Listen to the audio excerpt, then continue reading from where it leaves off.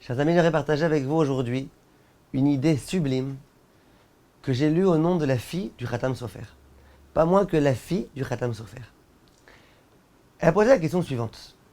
Dans le Perek Shira, tous les animaux, plus précisément toutes les créatures, elles entonnent un chant en l'honneur du bon Dieu, de Akadosh Baruch Hu. L'un des animaux, il s'appelle le Tziporet Akramim. Une espèce de sauterelle comme ça très particulière. Et à Tziporet Akramim, il écrit que tous les jours, elle chante à Akadosh Baruch Hu le verset Shir la Ma'alot. Et ça, Enai ele Harim.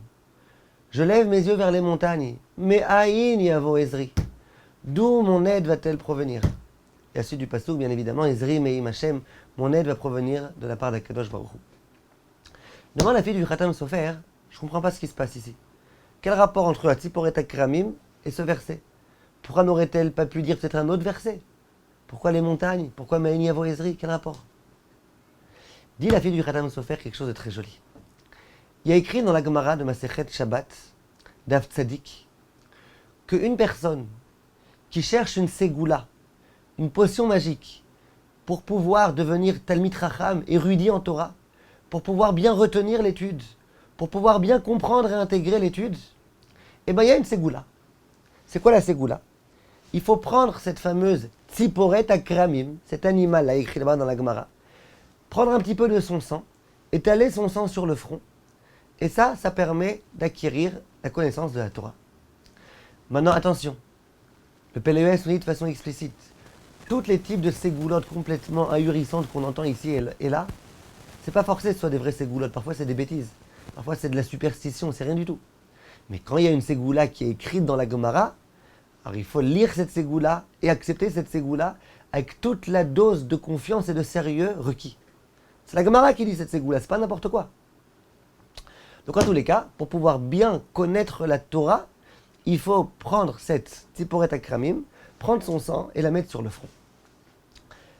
Maintenant il faut savoir que, a priori, celui qui veut bien connaître la Torah, eh bien c'est vrai qu'il peut se servir de ce remède.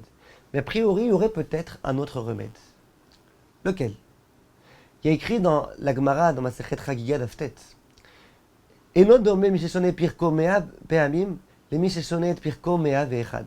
Un jour on reparlera Bezrat Hashem de ce texte avec beaucoup de sérieux. Celui qui étudie son étude 100 fois c'est le symbole de la perfection, 100%. Eh bien, il n'est pas semblable à celui qui révise son étude 101 fois. Donc tu vois que celui qui étudie 101 fois, il est bien meilleur que celui qui étudie 100 fois. Parce que celui qui étudie 101 fois, eh ben, il révise une fois de plus. Et ça veut dire que quand il commence à oublier, il va à nouveau réviser. Et ça veut dire qu'il va être certain de tout connaître parfaitement. Il a tellement peur d'oublier qu'il va à nouveau réviser. Et puis quand il va réviser la 101e fois, il va comprendre des choses qu'il n'avait encore jamais comprises. Bref, 101 fois, c'est la façon de pouvoir étudier comme il faut. Maintenant écoutez bien. Me'aïn, faites le calcul si vous le voulez. Me'aïn, quelle est la valeur numérique de Me'aïn? Mem c'est 40. Aleph c'est 1. Yud c'est 10, donc on en est à 51. Et Nun c'est 50. Me'aïn, la valeur numérique c'est 101. 101, ça fait allusion à l'étude de la Torah 101 fois. Viens à Tziporet Akramim devant Akadosh Baruch Hu tous les jours. Elle dit écoute, moi c'est pas sympa. Moi je veux bien que les hommes juifs, ils veulent être érudits en Torah. Mais pourquoi à mes dépens? Pourquoi c'est moi qui dois souffrir? Pourquoi on doit prendre mon sang pour que les gens deviennent Talmidei Chachamim? Dit la Tziporet Akramim Akadosh Baruch Hu. Moi j'ai une autre solution. Je veux que les gens soient Talmidei Chachamim, mais j'ai une autre solution. À défaut de se servir de mon sang et de me faire souffrir pour pouvoir devenir Talmid Chacham, moi j'ai un autre remède. Que les gens se servent de la Gemara qui dit qu'il faut étudier étude 101 fois. Si les gens ils étudient 101 fois, eh ben ils deviendront Talmidei Chachamim sans avoir besoin de me faire souffrir. Alors ils cherchent le remède facile, mais il y a des remèdes plus difficiles, mais qui sont des remèdes peut-être bien meilleurs. Étudie 101 fois, ne te sers pas de tout ce type de remèdes comme ça magiques qui n'ont pas un grand sens. C'est ce qui est écrit ici. Viens Tziporet Akramim tous les jours. Et elle dit à Kadosh Baruch Hu, Me'aïn yavo Ezri. Tu sais d'où est-ce que mon aide va provenir? De Me'aïn. Me'aïn c'est 101.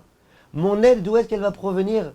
Comment je vais pouvoir être enfin sauvé de ces personnes-là qui cherchent à me tuer pour prendre mon sang? Tu sais comment ça va se passer? Me'aïn, de la dimension du 101. Le jour où les Talmidei Chachamim accepteront de réviser leur étude 101 fois, eh ben moi, voilà, j'aurai de l'aide. Moi, ça y est, on arrêtera de me faire souffrir. Extraordinaire.